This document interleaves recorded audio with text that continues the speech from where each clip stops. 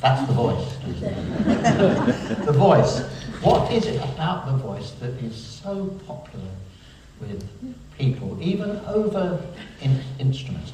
The voice has pitch. Whoa! It has rhythm.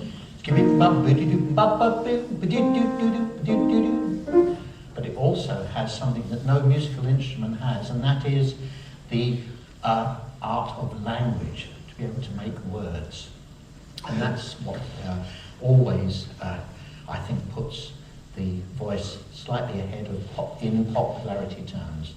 So what are we going to do tonight? We're doing a program about singers and vocalists from sort of mid-Victorian times up to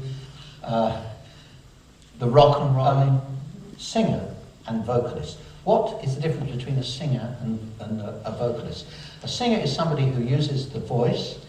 A vocalist is a person who sings in front or within a band. So, ladies and gentlemen, when did this era start? The era of popular music that we're talking about. And I thought, well, you know, there was always ditties and songs all the way through the ages, but it started in the early Victorian times. There was a singer and a dancer and a comic called Daddy Rice, and he used to put on black makeup and imitate the songs and the movements and the dances of the slaves. This was in America. His hit song was called Jump, Jing, Crow.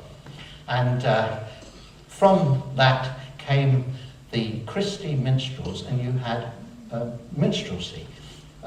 And originally they were black artists who played the original slave melodies from the plantations, but eventually they died out, and white artists came in, hence the blackface, you see. So that was popular from, I would say, 1840 to about the time of the First World War. So you had the minstrels up to then. From 1880, you had in America, Vaudeville, in England, music hall, you see. So that's 1880 was the real starting time. At this point, ladies and gentlemen, I'd like to introduce my lovely guest partner in crime, Miss Joan Viskant from Chicago, USA.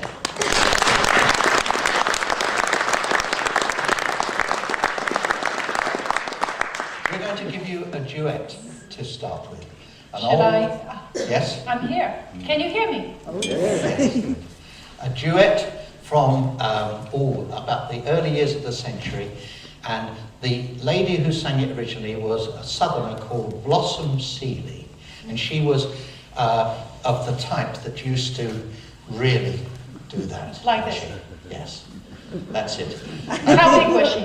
Was she? No, she was not. In the days when ladies were quite big, she was quite small. So this is. So you're all right. Okay. I was her husband, Benny Fields, and a diminutive little man at the pianoforte, you see. So there we are, the blues shouter and the pianist. Take it away, gal. Here we go. Hear that bluebird up in the tree. What does he sing? Ah, he sings a pretty song. Choo, choo, choo. And the joy he brings to you and me.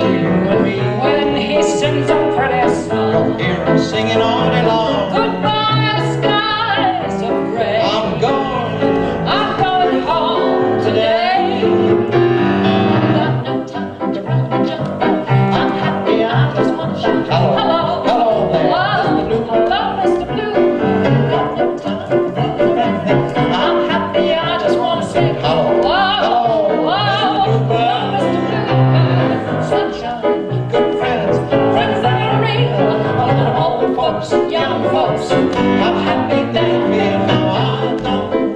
home again. Just wanna be a kid again. Hello, bluebird, hello. He always makes me blue.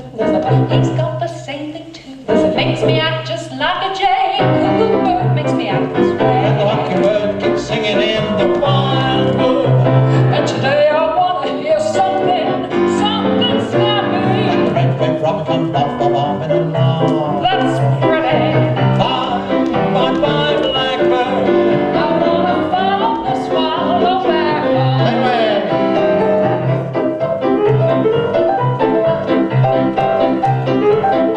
Dance.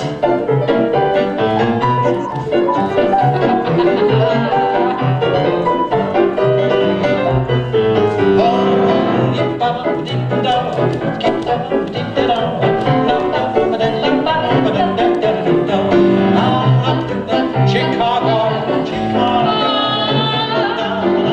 One more time. I'm happy, I just wanna shout. Hello, Hello. hello, Mr. Blue. I'm in town, blues are raining. I'm happy, I just wanna sing. Hello. Hello, Mr. Blue. Sunshine. Good friends, friends that are real. My old folks, young folks, I'm happy they are real.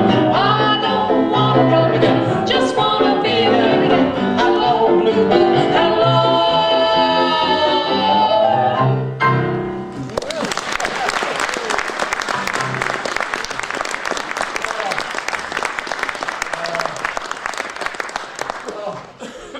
My God, I need to lie down after that.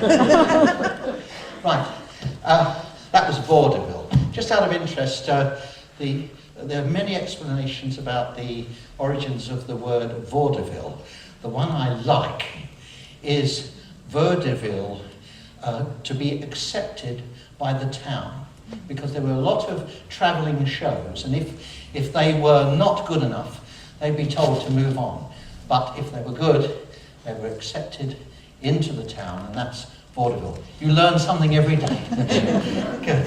Okay, so music hall. Now we're looking at from 1880 onwards. This is in Britain. Famous stars: Mari Lloyd, Little Titch, with the big boots. We had, oh gosh, all the Costa comedians, Albert Chevalier. We had Dan Leno, who was a wonderful comic and died young. Now the thing about all these people was that they had to play in great large auditoriums without any microphones. There was a place called the Canterbury Music Hall in South London.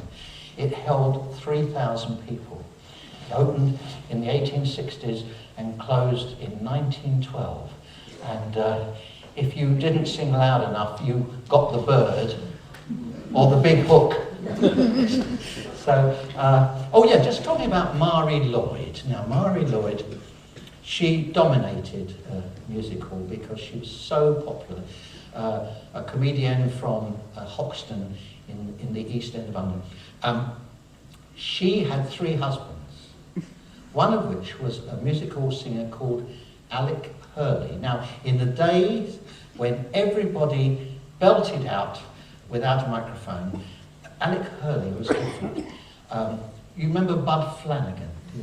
Bud Flanagan, of Flanagan and Allen. Now, he saw Alec Hurley play as a small child in the musical, and he said, I was bowled over by Alec Hurley because his voice was like silk.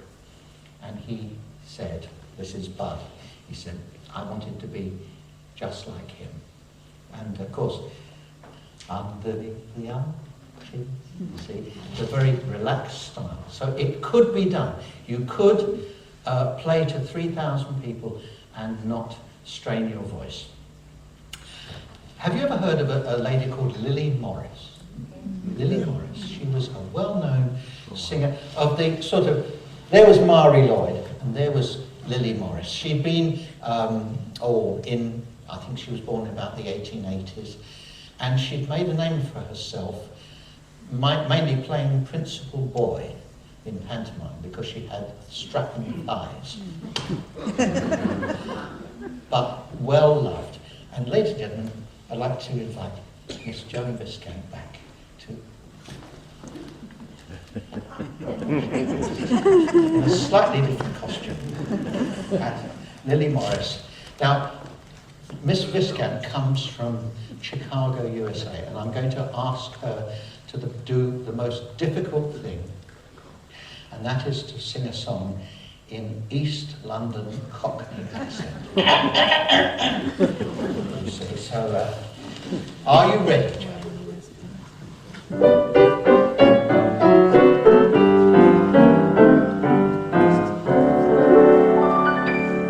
Mrs. Moore, who lived next door, was such a dear old soul. Of children, she's got a score. Her husband's on the dole. I don't know how she manages to keep that lot on shop. So I says to her today, as she was standing at the door, Maestro, please, don't have any more, Mrs. Moore, Mrs. Moore, please don't have any more. The more you laugh, the more you want, they say, and enough is as good as a feast any day.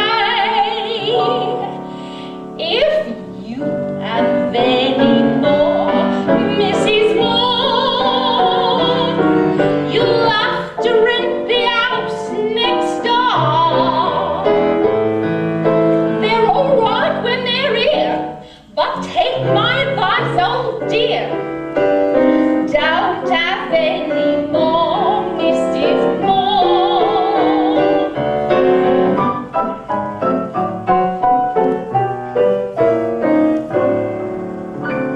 The little inn she uses most is called the Wooden Hat. She's always there at opening time and last out when it's shut. And when she's at a few, she tries to do the la-di-da and gets so ratty when they shout at her across the bar.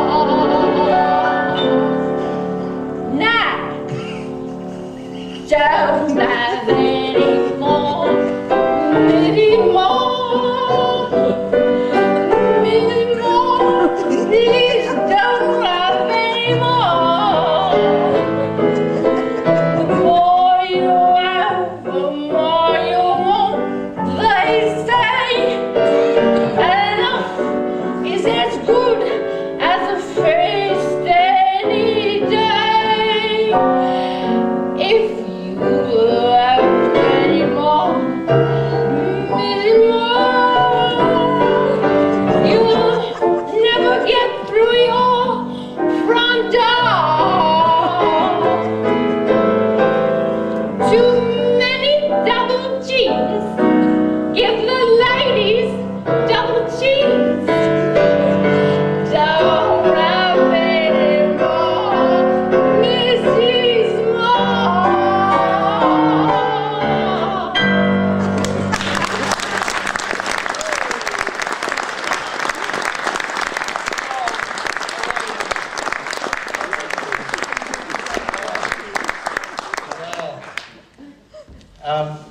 In the old days of recording, if that came out on a record, it would be Joan Viskant, comedian with novelty accompaniment. Talking about gramophones, you know that the way they used to make the records in those days, we're talking about the early years of the century, you had a series of horns, like a piano would have an enormous horn over it, and all the musicians would have horns according to what they were playing. Violins couldn't be picked up at all, so they invented a thing called a strovile, which was a violin with a bloody great horn sticking out of it, you see. So, and it was very good. It did actually work. In those days of cylinders, cylinders, they ran for about 1.5 minutes. And half of that was an announcement. Because somebody would come on at the beginning and they would say, banjo solo, coconut dance, played by Mr. Fred Van Epps, Edison Bell record. That took half the record. But anyway, I think there's a picture of Nellie Melba, Dame Nellie Melba, broadcasting or recording in Chelmsford, and she's holding what looks like a lamp with a handle, and she's singing a lovely operatic aria in it, and she's got her handbag. So anyway, it was very difficult. What I said was that the musicians had to make great sacrifices in the fact that they couldn't sing quietly. Would you like to hear a demonstration of a ragtime singing as it was in 1912? Yes. You've asked for it. This is about a lazy man. It's just a quick chorus. Bill Simmons was a lazy goon, as you will all agree. When work comes round, he couldn't be found, so tired he couldn't see. But when at last a band came near, Bill would come to life. No matter whether it was Susan's band or just a drum and fife. And as they came his way, you should hear him say, now, mister, let me tell you, when the music starts, I can't keep still. Got a feeling in my feet just like somebody's dance, though it was against my will. I'm trying very hard to concentrate. What shall I do? Music keeps me going like a jumping jack. Gonna dance till the band gets through. They don't write songs like that anymore. 1912, that's the time of the Titanic, isn't it? People say there was all ragtime on the Titanic. They did play some ragtime, but I've seen the actual music of the Titanic. There was a sort of menu of music, and it was mainly things like the Quaker Girl they were playing. So it was really, the ragtime came in when things were really getting bad. So there you are. Right, okay. Ragtime songs. You had, after the initial thing of mammy songs and plantation songs, you had dialect songs. And they sort of searched farther afield to the South Sea Islands or China or Egypt. I have an Italian dialect song. Would you like to hear that? You're not sure? Right. Now this was written in 1914, and it's about an Italian who's living in New York, and he sees his girlfriend off on the boat to Italy, and to cheer himself up, he goes to the Coney Island Fun Fair. And what did he see? He sees his girlfriend with another man. Yes. She'd skipped the boat, and she'd gone to the Coney Island Fun Fair.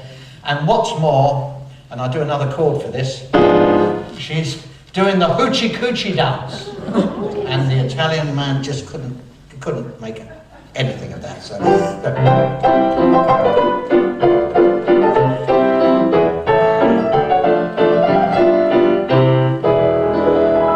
in dialect, after much about will die. Cause my Mariucci gone away, oh. How when I see that steamboat leave, I don't know, it's not time to grieve. Steamboat, she'll go to Italy, she wait a while. I know, cause sax, my mariachi career. Don't you tell nobody what I tell you, 'cause what do you think my mariachi do? Now mariachi make a hoochie macoochie on the corner. It's make me smile. She goes like a this, like a that, like a this. She knows the dance never over the feet, but the funny style. Someone shining like this. Hello, God, you break your back. I'm a mariachi. She make a hoochie macoochie. Play the ragtime. Syncopation. Spaghetti.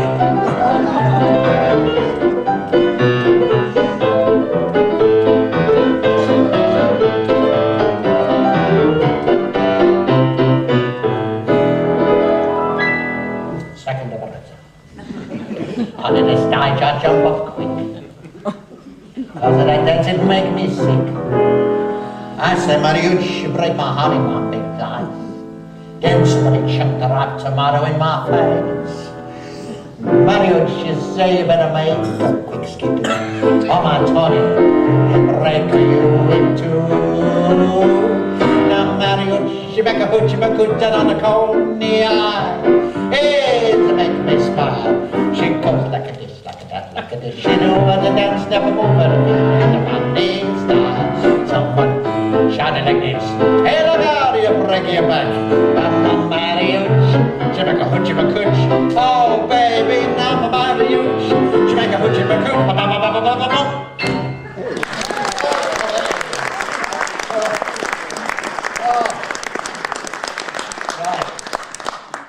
So, we mentioned vaudeville.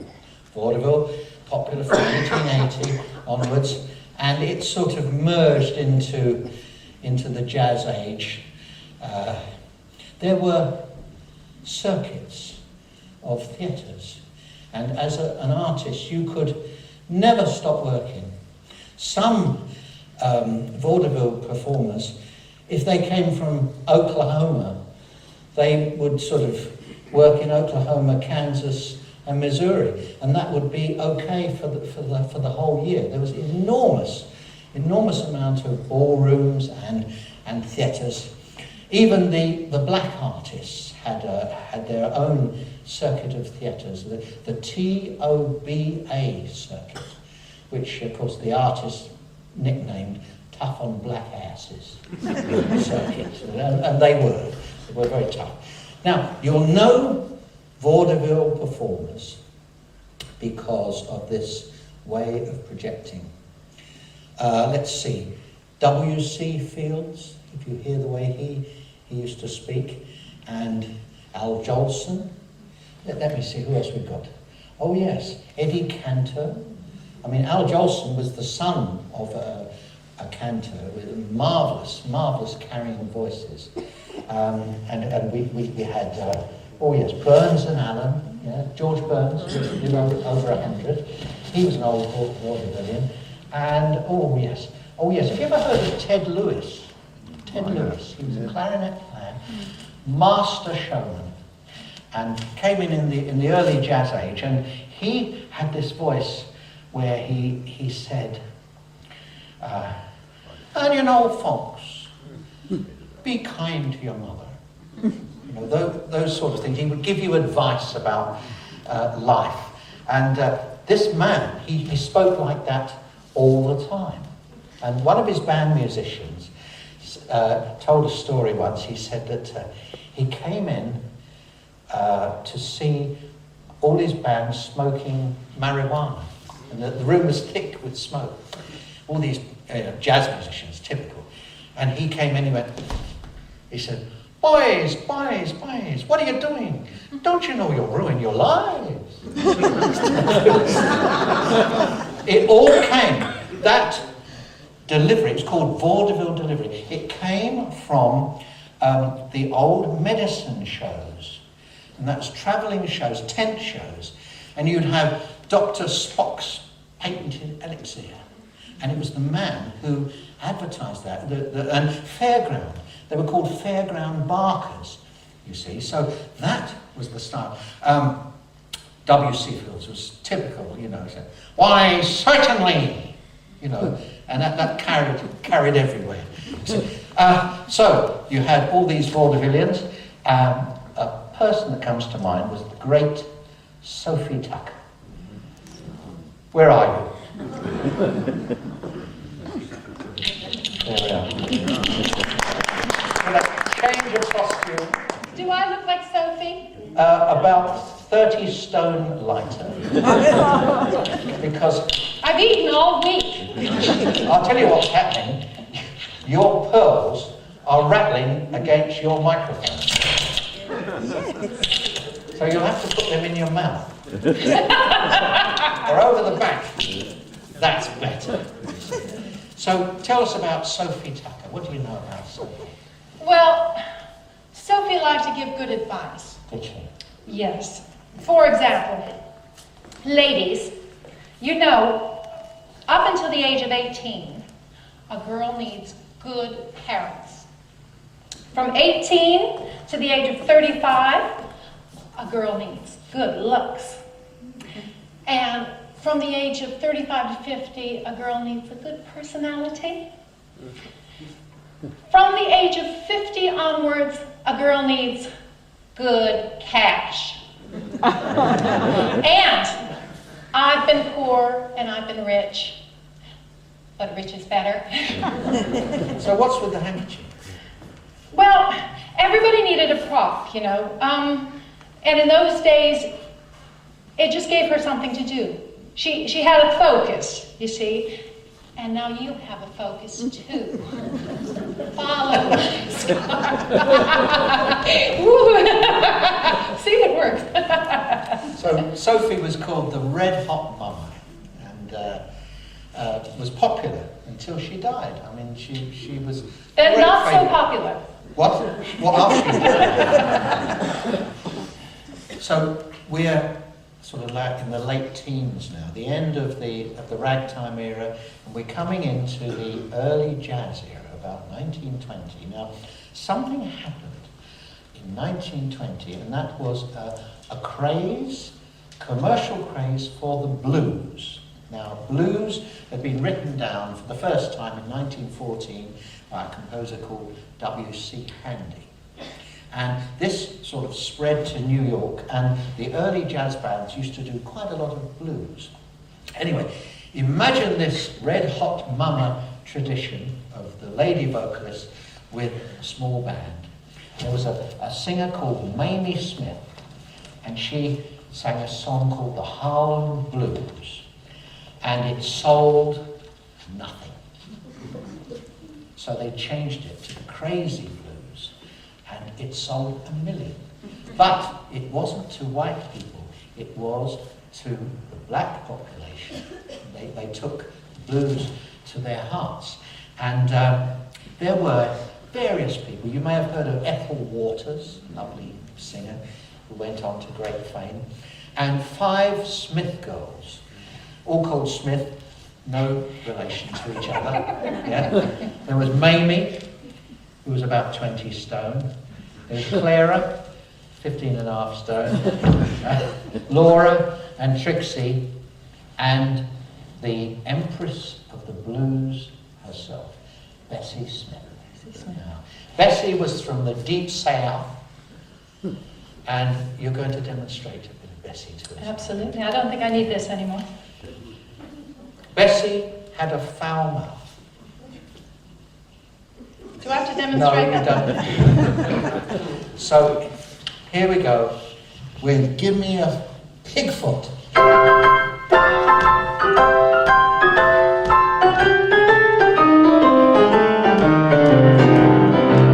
25 cents, I ain't paying 25 cents to go nowhere. 'Cause listen here, up in Harlem, every Saturday night, when the town folks get together, just too tired, they all congregate at the all-night strike. And what they do is talk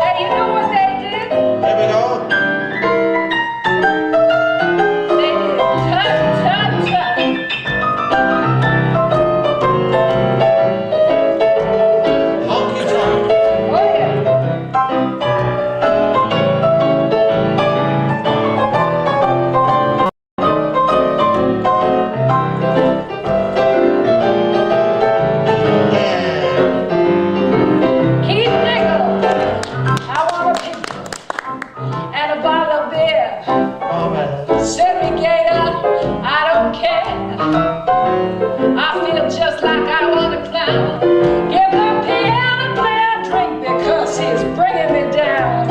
He's got rhythm, yeah. When he stomps his feet, he sends me right off to sleep. Check all your razors and your guns. I do the sham, sham, sham until the wagon comes. Give me a pickle and a gang of gin. Send me 'cause I'm in my sin. Hey, slay me 'cause I don't care.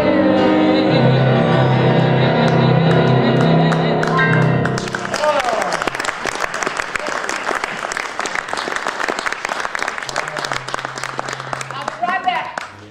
Don't you go away. Right. She's from Chicago. You know, all these singers, they had names like the Nashville Nightingale. From Chicago, she'd be called the meat-packing mama. I think so. Now, people like Bessie Smith could do very well on the early recordings because she had a real beefy voice. But amazing things happened. In 1925, they invented microphones and electrical recording, and that completely revolutionized singing in the 1920s. It meant that people didn't have to belt it out. Up to 1925, who do you reckon made the most records? A male singer in America, jazz singer, who made the most records? Not Bing Crosby. It wasn't Al Bowley, he was from Britain. It was Irving Kaufman, who was bloody dreadful. He was awful. And you can tell what they sing like. You just, if you look up the old discography books, you know, of the lists of the records, if somebody started singing in 1916, you knew the way he was going to sing. Whereas if he started singing in 1926, it'd be a different kettle of fish. I mentioned Bing Crosby because he really revolutionized male singing away from the old Irving Kaufman. I won't imitate Irving Kaufman, it's too dreadful to do. But Bing, of course, was absolutely lovely. And he came into it, he was in a vocal duo to start with, two of them. And then he was employed by the Paul Whiteman Orchestra. Now, Paul Whiteman's band was the most famous dance orchestra in America. 1924, they premiered Rhapsody in Blue with George Gershwin at the piano. And Whiteman had the idea of doing symphonic jazz, big string section. And he bought the famous jazz musicians. He said, I want you, and I want you, and I want you. And he paid for all these chaps to come into the orchestra, had special arrangements made. And he had the duo with Bing Crosby. And they used to do what we call scat vocal, which was a wordless vocal. And I shall sing a Bing Crosby song from 1926, yes? Okay, with the scat vocal. Right.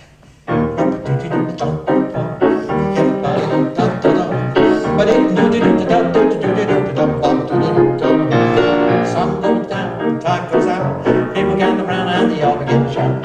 Hey, hey, I'm going down here to street to beat the feet on the Mississippi man. Beat the feet on the Mississippi man. I wanna dance, do they do?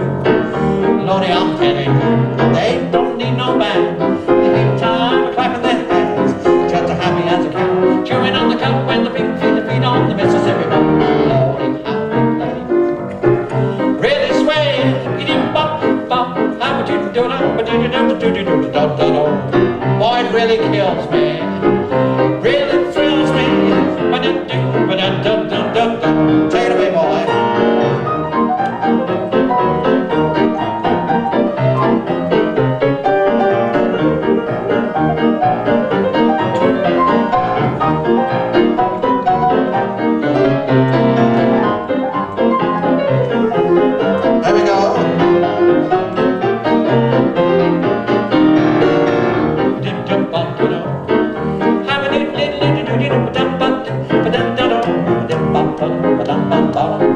Sun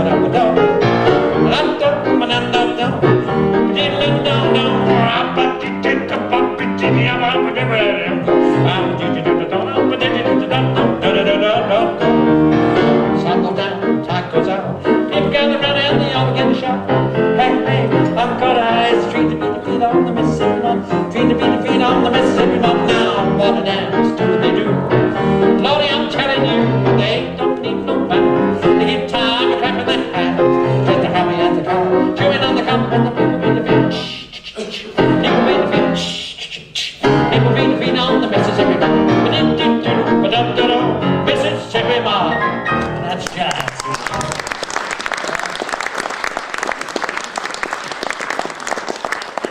So from two of them, they became the Rhythm Boys.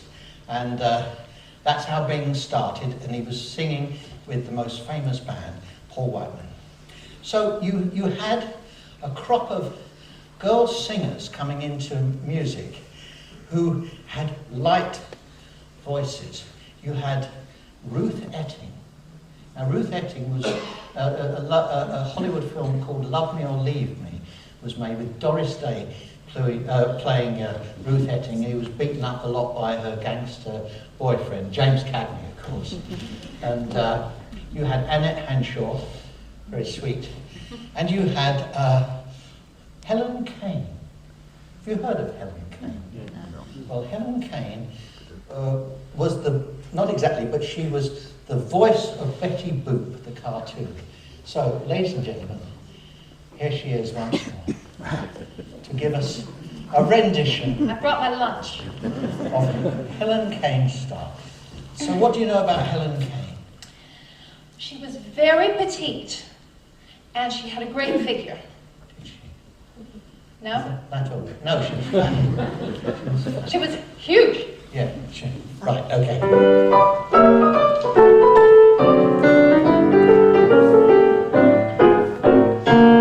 I want to be loved by you, just you, and nobody else but you. I want to be loved by you, love. I want to be kissed by you, just you, and nobody else but you.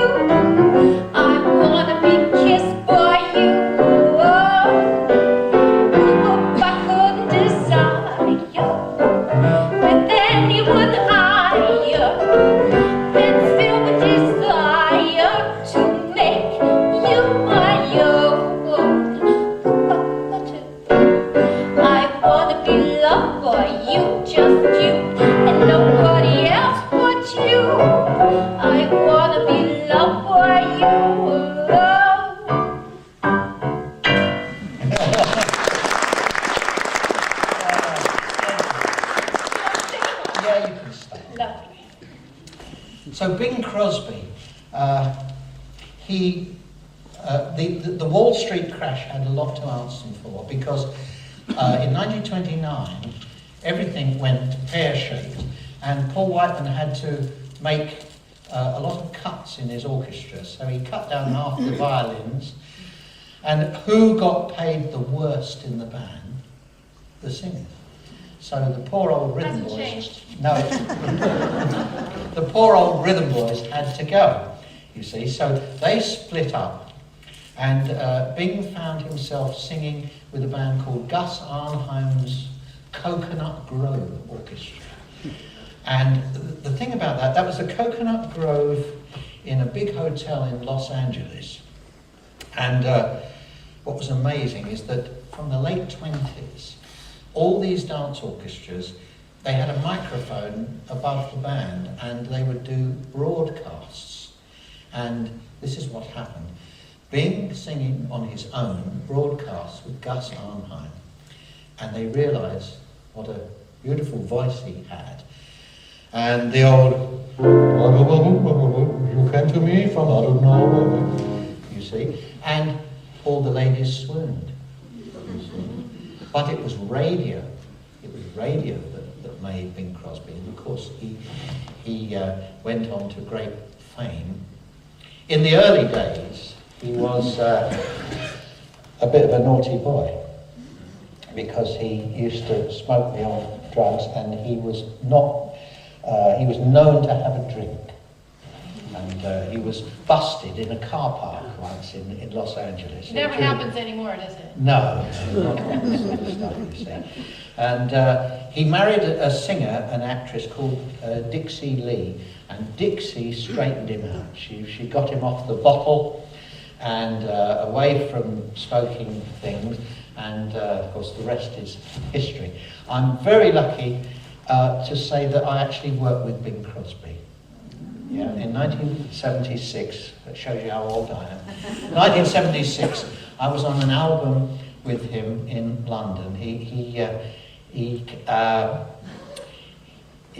was on his way to the golf course, you know, and did a whole series of albums at Decca Studios, now no longer there.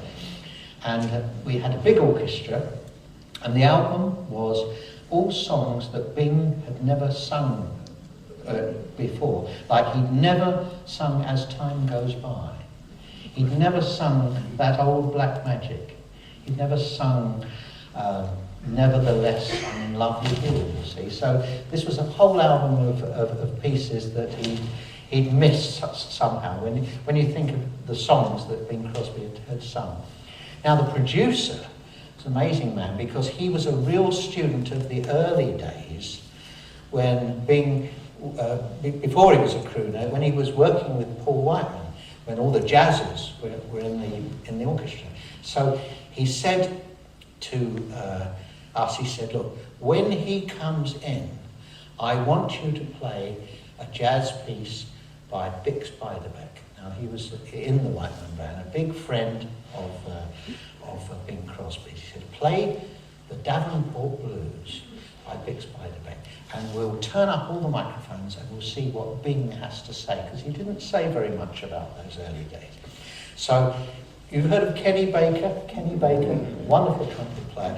He was there, and he started it, and I was sort of backing in, and old Bing shuffled in. He was a bit slow on his feet. And he said, hey, he said, that's the Davenport Blues. I said, yes. He said, that's by Bix Beiderbecke. He says, yes. He says, I used to share a room with him. Really? He says, yeah. He says, terrible socks. Nothing else. We couldn't get anything else. So, crooners in America, the ones approaching Bing was Rudy Valley. Rudy Valley, very famous. He came from Connecticut. It's a difficult name to say when you've got badly fitting in Connecticut. And he had a band called the Connecticut Yankees. And he was famous for singing through a megaphone. Remember? Megaphone. The only trouble with a megaphone is that if you turned slightly away, you couldn't hear a bloody thing. Had a talking picture of life in his room. See, it was very directional. So there was Rudy Valley, then there was Russ Columbo. Now he unfortunately died young. He could have been up, second to Crosby, but he went round a friend's house who was a collector of antique firearms. So I didn't tell you what happened for old Russ. And of course, we had the gentleman mentioned, Al Bowling. Al Bowling, greatly loved. He sang with the Lewstone Orchestra in England, and he sang with Ray Noble's band. And very handsome man, more Brill cream on his hair than you can imagine. He was very dark and dusky because he came from South Africa. And there is a couple of films of Al Bowling, and he's one for the women, And he used to make love to the microphone. I'll show you. I've got one here. One he prepared earlier. Yeah, I prepared this earlier. This cost £1 in the antique market at Ilford Town Hall. And this is what Al used to do after he traveled. The very thought of you, and I look against the very old But everyone else.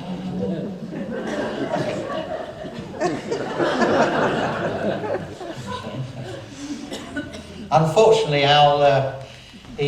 even with that, which is the most marvellous thing you could do, his career took a bit of a dive, and during the war, unfortunately, got caught in a bombing raid and lost his life. But what a marvellous singer he was. Al Bowley. Round of applause for Al Bowley. Okay.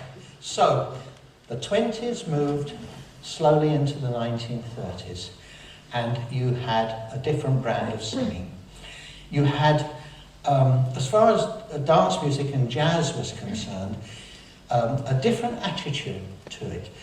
People like Louis Armstrong, who sort of played from the early 1920s, if you spoke to Louis Armstrong and said, "You're a jazz player," he'll say, "No, man, I play for dancing. I'm a dance band man." You know, that was their... They believed that they played for dancing and clubs. So you had real critics coming after Rhapsody in Blue and the first big concert and the Carnegie Hall concerts with jazz. You had first big criticism and appreciation of jazz, and it took a bit of an elevated thing. Harlem in New York became very popular as a place to go and see the black orchestras, people like Duke Ellington and, many other people, Cab Calloway. We're doing a bit of him a little bit later on. And fairly wealthy people would do something called slumming. Slumming. And that was to go into working class areas and to see what they got to offer. And of course you went to Harlem and they had wonderful things. And I do shows often of the music of Harlem because I do Fats Waller style piano, and I say when Duke Ellington first went to Harlem in 1923, he said it was unbelievable, the world's most glamorous atmosphere, just like the Arabian Nights. And then I say, but of course he'd never been to Epsom.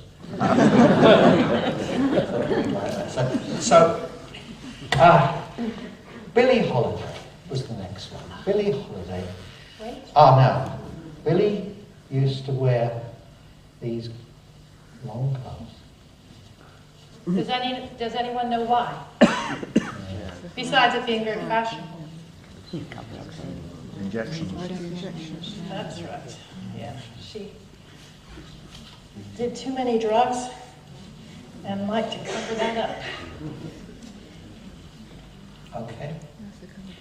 So this was one of Billie's great hits and made quite a hit in the last years by Alison Moyet, called That Old Devil Called Love.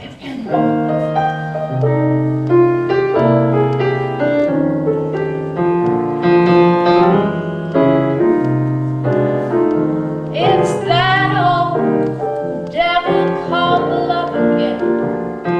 Gets beside me and keeps giving me that tug again.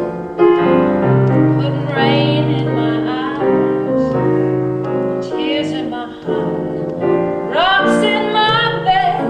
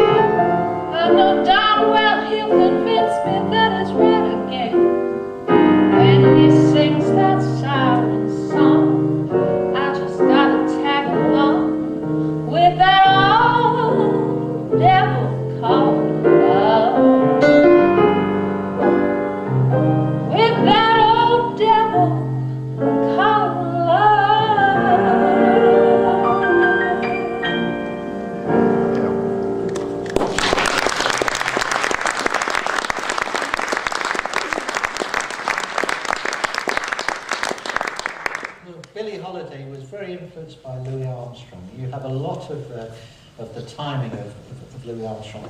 She was actually the daughter of a guitarist who played for one of the big bands, and she was not let loose on the musical scene by her father because he wanted to be seen as a much younger man. And he said, I can't be seen with a 17-year-old daughter. So poor old Billie was kept hidden for a time. What were some of the other singers in those 30s days? Right. You're right. Right, well, ladies and gentlemen, we're just going to have a few minutes after this, but I think we'll talk, just before we depart for a short interval, about Cab Calloway. Cab Calloway was a singer from Baltimore, and he took over a band. Now, they had some wonderful bands in Harlem, in New York, in the late 20s, but if you didn't have a front man, it was no good, no matter how well the musicians played. And Cab Calloway was that front man. He used to do things like this. It's very difficult for somebody of my age to do that, you see.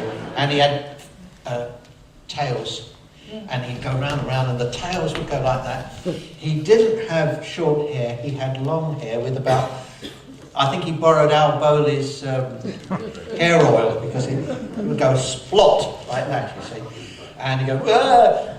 Anyway, I think it's time to do a song. Will you help me lead it with audience participation? Okay. Right. Heidi, Heidi, Heidi, hi. Heidi, Heidi, Heidi, hi. What do you think? Yeah, right. Okay. Hody, hody, hody, ho. Hody, hody, hody, ho. Better than the Mormon Tabernacle Choir. We give you Minnie the Moocher.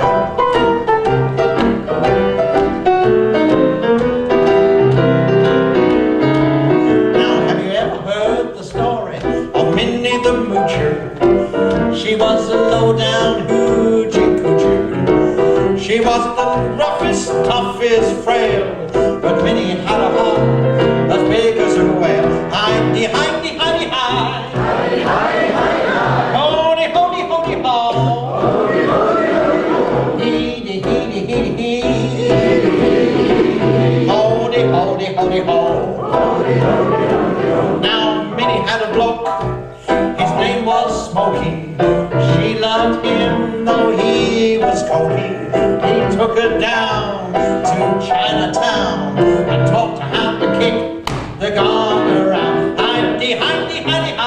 Heidi, Heidi, Heidi, hi.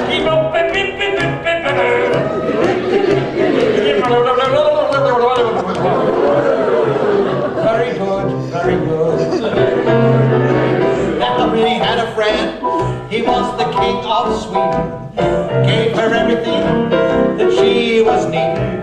He gave her his house, built of gold and steel, a platinum car with diamond-studded wheels. Now, honey, honey, honey, honey, honey, honey, honey, honey, honey, honey, honey, honey, now he gave her his house and his racing horses. Each meal she ate was a dozen courses. He gave her a fortune of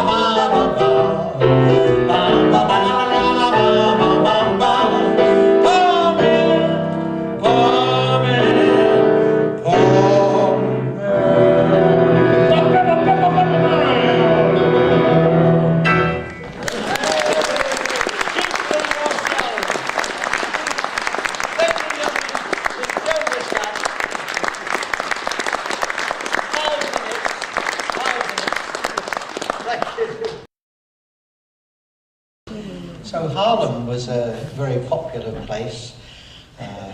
Wonderful jazz music made. There was two great avenues. There was 7th Avenue and Lenox Avenue, and in between those two great avenues were loads of little streets, and everyone had thousands of clubs.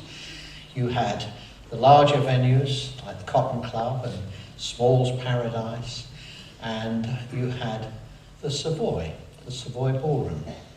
Resident at the Savoy Ballroom was the swing band. We're in the swing era now, big band era, of Chick Webb, who's a little drummer man. You've never, from a small guy, you've never heard such drumming, such powerful drumming from Chick Webb.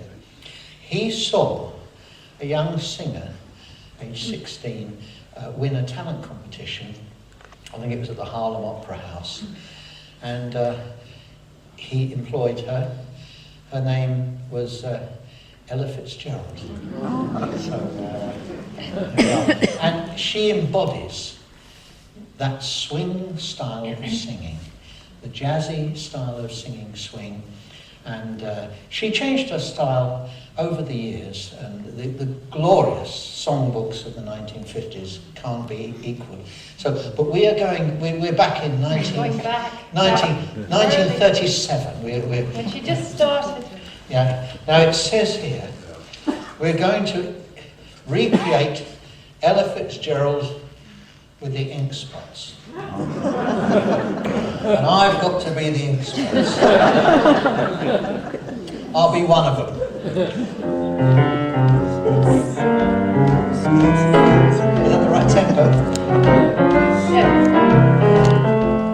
Into each life,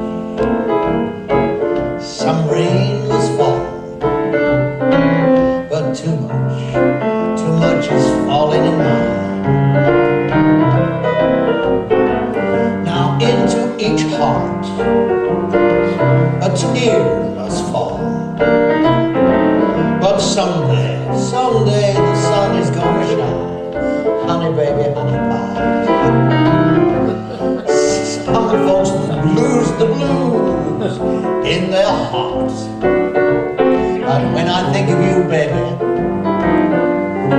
another shower starts.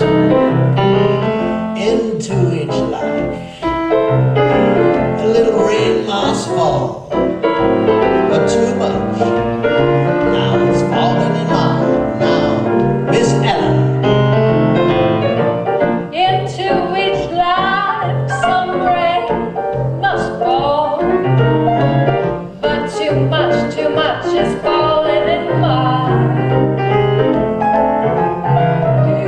Into each heart some tears must fall, but someday the sun will shine. Some folks can lose the blues in their heart, but when I think of you, another shower starts. Into each life some rain must fall, but too much is falling in mine. Yes. Now into each life, some rain must fall. But too much is falling in mine. Into each heart, some tears must fall. Someday the sun will shine. Some folks can lose the blues in their heart. But when I think of you, another shower starts. Fade away. Into each life some rain must fall, but too much is falling in mine. Honey baby.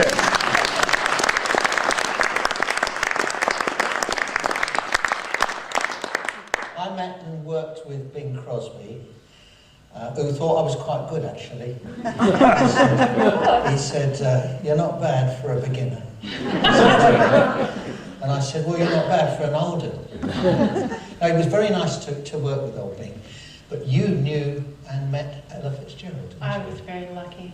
I've met a lot of singers in my life, and there's a lot of competition among certain singers. And Ella Fitzgerald taught me one thing, and that's you could be a huge star and be a wonderful person. I was working in the south of France, and her musician, her drummer, lost his drums, and they borrowed my drummer's drums. We were at the same jazz festival, and she insisted, without my knowledge, she insisted that I come back so she could meet me and thank me personally when I knew nothing about it. So I came back and she sat me down and she talked to me for ages, and I don't remember most of what she said because I was totally in awe.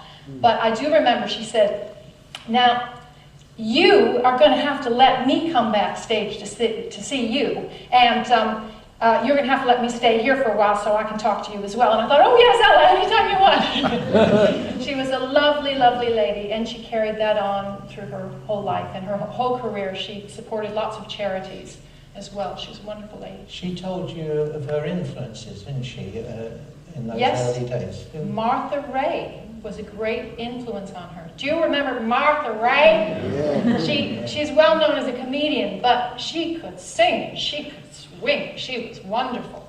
And she appeared in pictures before Ella really got going, and was a great influence on her. Yeah, so that's lovely.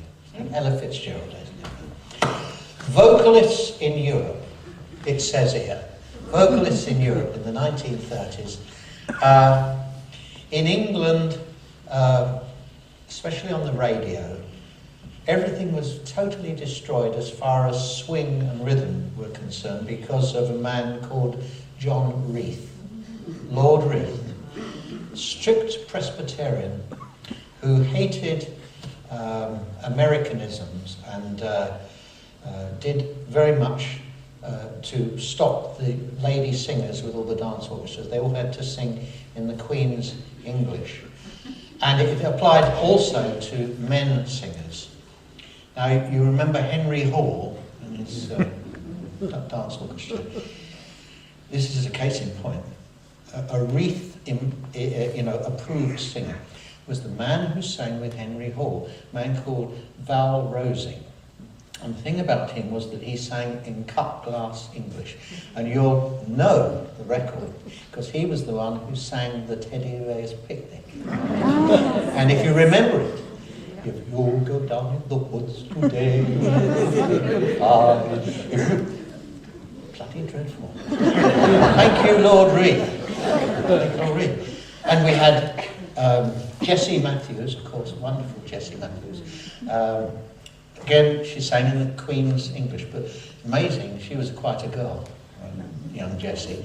And Gracie Fields. I'm not asking you to do Gracie. No.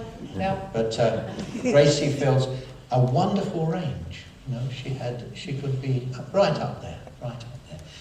A national treasure. Well, yes. And in England in the 1930s, there were American expats who came and stayed. Have you heard of Adelaide Hall? I've always wanted to play there, you know. Adelaide Hall, she was the star of Blackbirds, and she married somebody, and they came over and they owned a nightclub here for most of the 30s because, let's face it, England treated black performers much better than in America. And not so many years ago, Adelaide has departed now at the age of 80, I think. But I worked with her, and the week before, I worked with my band with another singer called Elizabeth Welch. Great singer. Both black artists, both the stars of the musicals on Broadway in the early 20s. They knew each other. They almost sort of had a British accent. It was a sort of a transatlantic accent. They lived in England for so long. Anyway, what happened was, I worked with Liz Welsh on the TV, and we did 10 Cents a Dance. Lovely old song, 10 Cents a Dance. And our arranger wrote the verse. Now, the verse was quite difficult. And Liz, well, she couldn't quite get the verse. And we tried, but it didn't work out. So we had to do something else. So the next week, I was called to Adelaide Hall's flat to rehearse with her.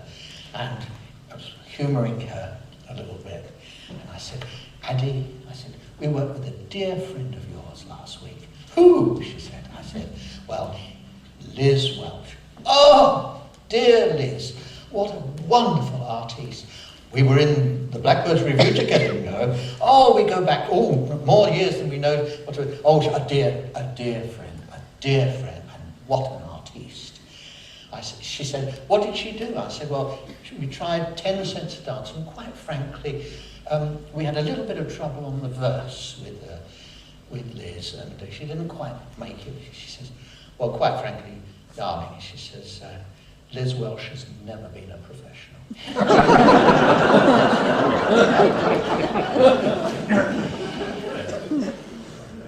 Right, abroad. That's me. No. Germany, I'm talking. You had Marlene Dietrich, of course, in Germany, but she sort of decamped in the early 30s to America.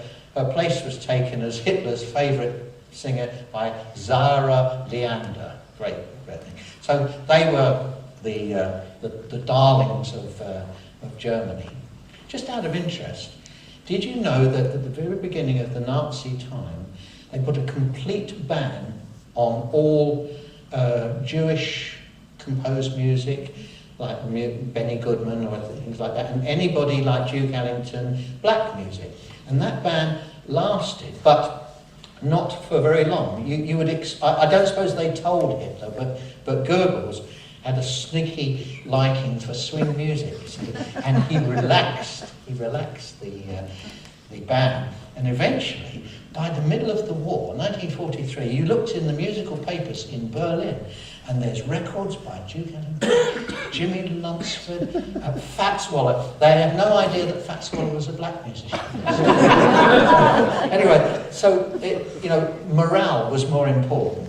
So, France. Now, what about France? Maurice Chevalier, of course, and Charles Trenet. Last appearance in 2000, apparently.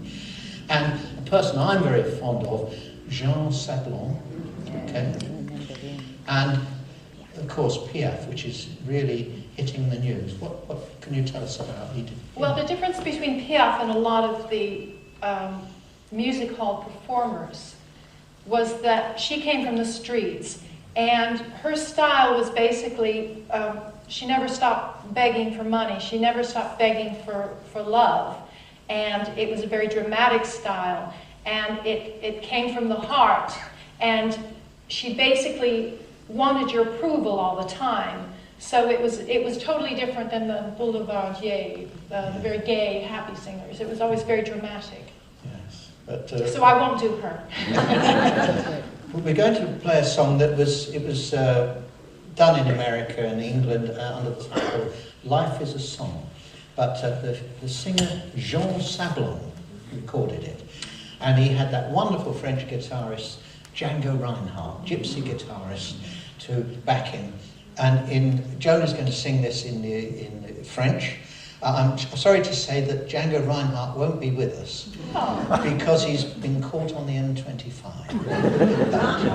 It happens. Translated from Life is a Song, it's much more romantic. It's "Cette chanson est pour vous, Madonna." This song is for you, pretty miss.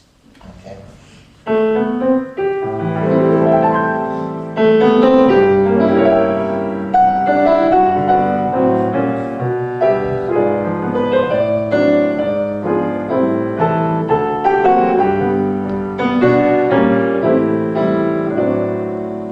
L'existence, je suppose, n'est souvent qu'une chanson que nous chantons de mille façons, couplets joyeux et couplets moroses. Si vraiment notre destin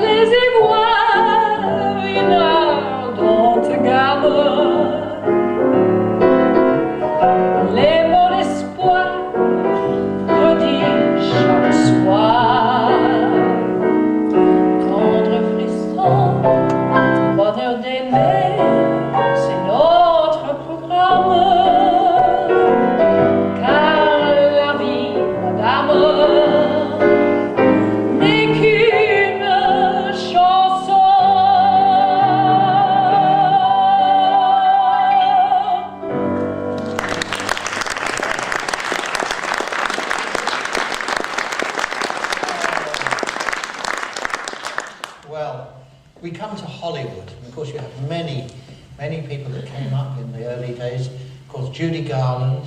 More words have been written about Judy Garland. And that other lovely singer who actually auditioned at the same time, Deanna Durbin.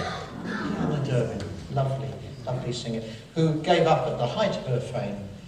And Judy, of course, went on, but a lot of personal life troubles. Do you remember the lower voice, Alice Faye? Alice Faye, lovely singer. Of the men, Fred Astaire, of course. I won't do his... Dick Powell.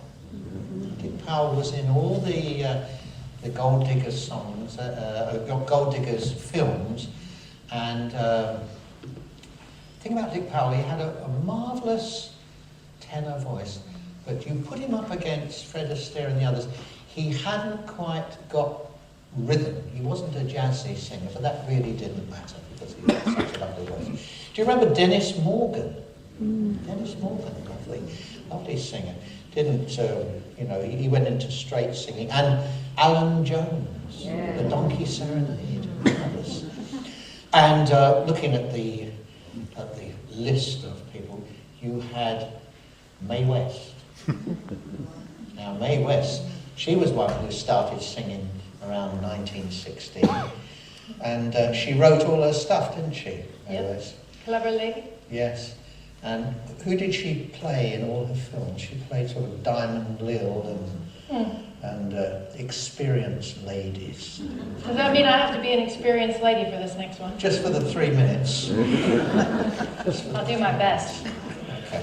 Now, what is this song that we're going to do? Well, let's ask the audience. What was Mae West's most favorite line? I don't have to say anything, do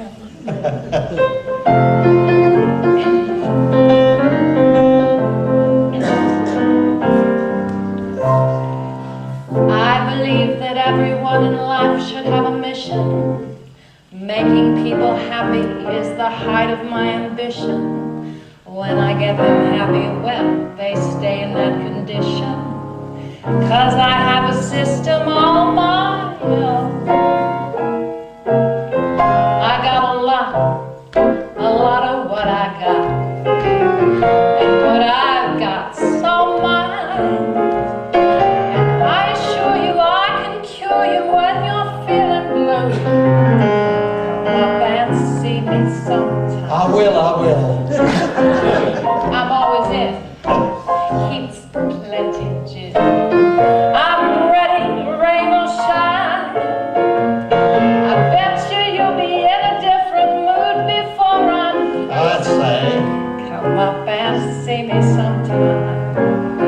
You'll be at ease. You can relax and stay as long as you please. Just bring a needle for my talking machine. Get what I mean? And we can dance in between. I'll make a fire as warm as you desire. A cold room is a crime. If you don't get my meaning, you're as dumb as you can be. Come up and see me sometime. They say they're mighty hot out there on that movie lot. Now really, that's a crime. Please wire Mae West, tell her to stay west. She's an Eskimo. Come up and see Joan sometime. Those gals with it make me laugh. They don't worry me a bit. I'm hit to them trying to steal my line. And I'll bet you a fat man that I've forgotten more than them names will ever learn. If in doubt, come up and see me sometime. Now it's just too bad for any man who brags in my presence that he can't be had. You know why he's bragging. He just can't take it. He ain't clever enough. He ain't so tough. If I'm interested enough to start doing my stuff. So take my advice and bring a along some ice. You'll find out why the torrid zone is such a temperature. Come up and see me sometime. Oh, I almost forgot. You better get your family doctor's advice, because the pressure's gonna be mighty hard when you come up and see me sometime. Yeah.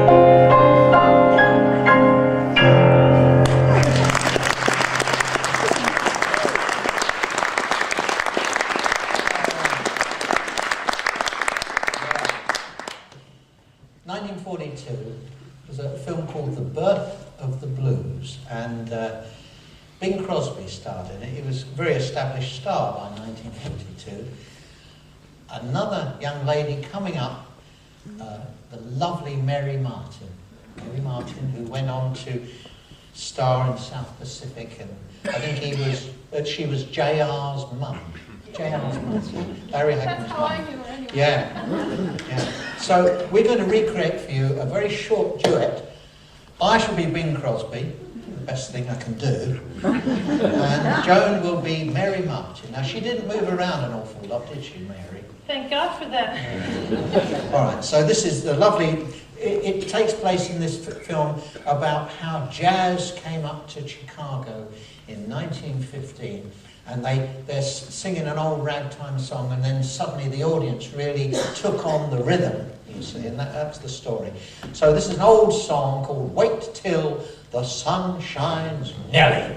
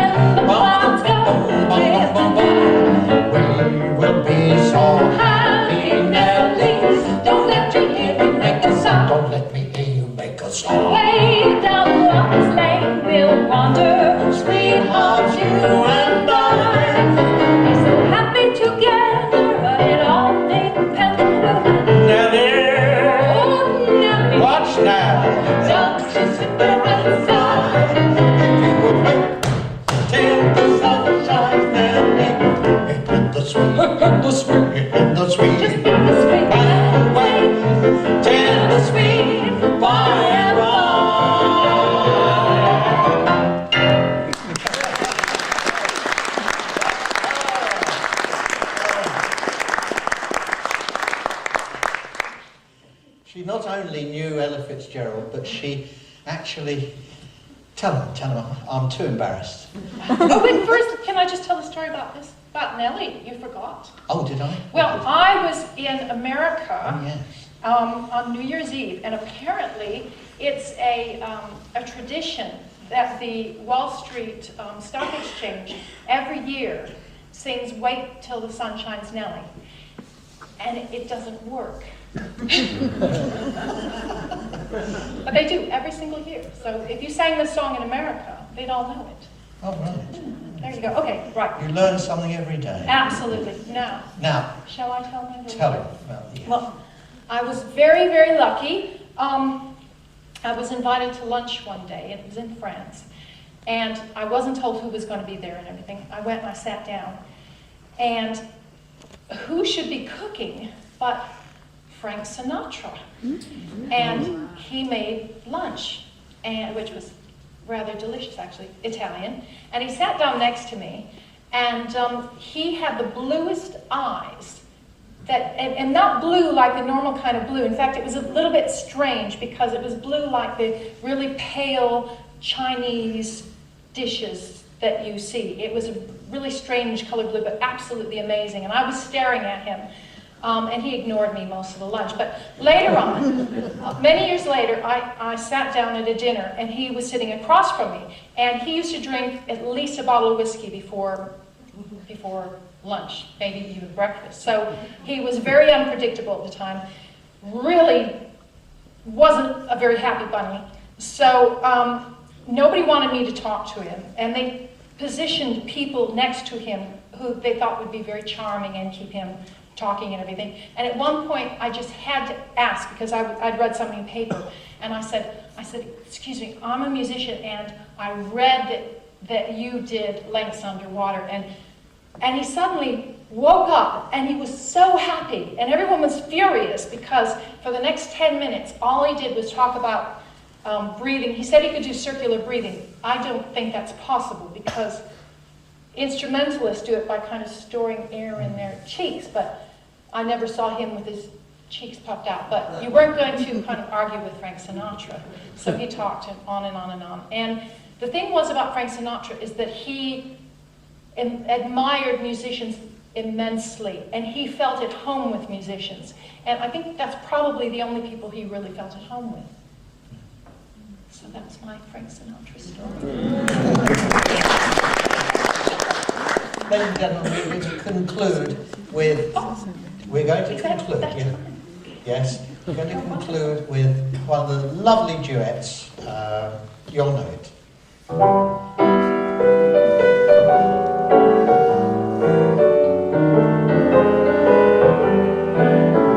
Now thanks for the memory of sentimental verse, nothing in my purse, and chuckles when the preacher says, for better or for worse. How lovely it was. Thanks for the memory of Schubert's serenade, little things in jail, traffic jams and anagrams and bills we never paid. How lovely it was. We who could laugh over big things were parted by only a slight thing. I wonder if we did the right thing. Oh well, that's life, I guess. I love your dress. Do you? It's fitting. Thanks for the memory of thoughts that you forgave, rainbows on a wave, And stockings in a basin when a fella needs a shave. Thank you so much. thanks for the memory of tinkling temple bells, alma mater yells, And Cuban rum and towels from the very best hotels. how lovely it was. Thanks for the memory of cushions on the floor, hash with dinted war, that pair of gay pajamas that you wore and never wore. Say, I wonder, whatever happened to those pajamas? Huh? We said goodbye with a highball. That I got as high as a steeple. But we were intelligent people. No tears, no fuss. Hooray for us.